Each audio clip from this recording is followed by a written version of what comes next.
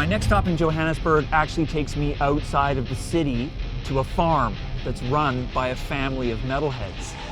And it's also home to one of South Africa's most unusual bands called Boargazm.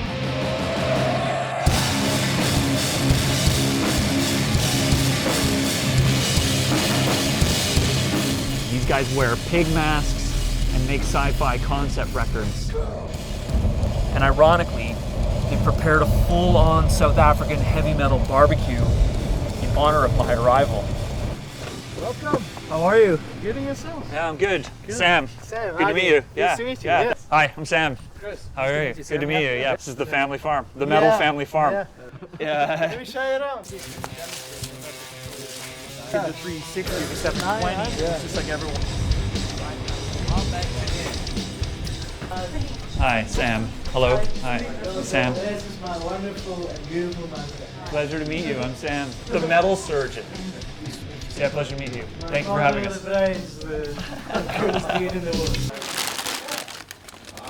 Is this like a traditional way of doing it, or yeah? Yeah. And if there's no fire itself, we just eat it raw. It's okay.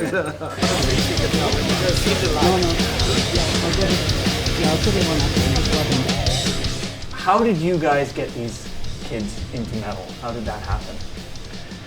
Well, I've actually been into music since I was about 15 years old.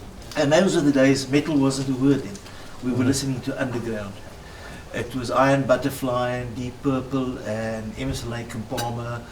The soft stuff. Yeah, the really soft stuff. Now, Ozzy was coming in, Black Sabbath was there, Led Zeppelin was there, and that was the music of the time.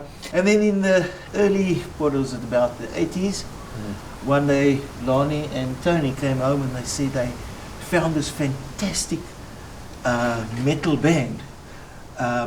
It was Led Zeppelin. Like no one had ever heard of them before. I found this band. They found this band. All those trips with the combis going down on holidays and stuff. I remember listening just to Number of the Beast so many times, just singing it without really knowing the words or what they mean. Just it was anthemic at the time. And when I was reading up about you guys, people thought you were Satanists. Oh, that also came, of course, because all the time at school they actually brought a whole classroom together with all of my friends to explain to them that I'm the school Satanist. And I was like listening to Iron Maiden and Korn and With your mother? and yeah, with my mom in the car, and like now because That was the dawn of new metal. it's I guess it's also the fear of something that they didn't understand yet. There was no way to access any background on heavy metal like there is today. Yeah. Like you can We Google didn't have a something. Tippergore. So I mean, you just got a lot of paranoid Christian old ladies and uncles And and the- school yeah. teachers just stopping it as far as they could. When democracy came in, apartheid ended, it did change. It but changed. It strikes me as still a fairly conservative country in a lot of very ways. conservative. Yeah, It's, but now much, you much got- bigger than it used to be. It's much bigger. bigger, yeah. Much better. But I mean, I guess through gradual perseverance, we've pushed through, and metal's now finally at a place where we can play what we want, say what we want, sing what we want, and it's been a long journey. Welcome to the fucking greatest show on earth.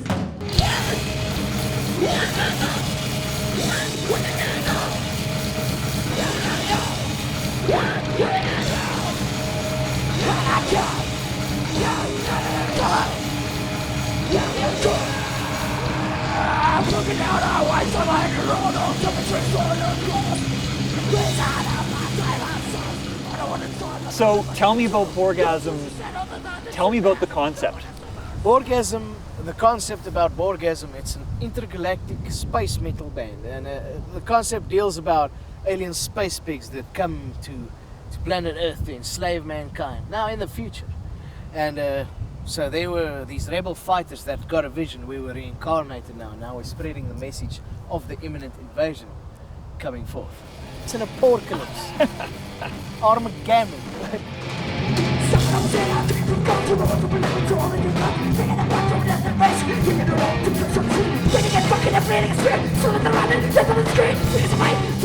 So there's the concept, but you're commenting on something through your music. and we realize that a lot of in our work, okay, this could be the government, this could be the people. Parallel connections start Yeah. happening, and that's the one thing about universal fiction to a degree.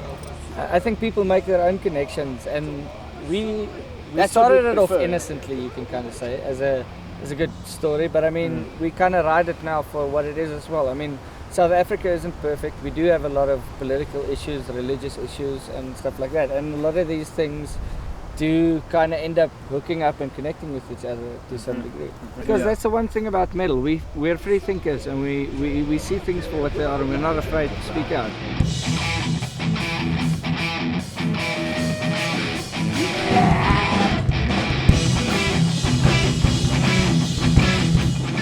For a lot of metalheads around the world, the music is actually a reflection of where people are from. You obviously have a good life here, but you live in a country If I had to that think has about had a lot of trouble. So tell me about that.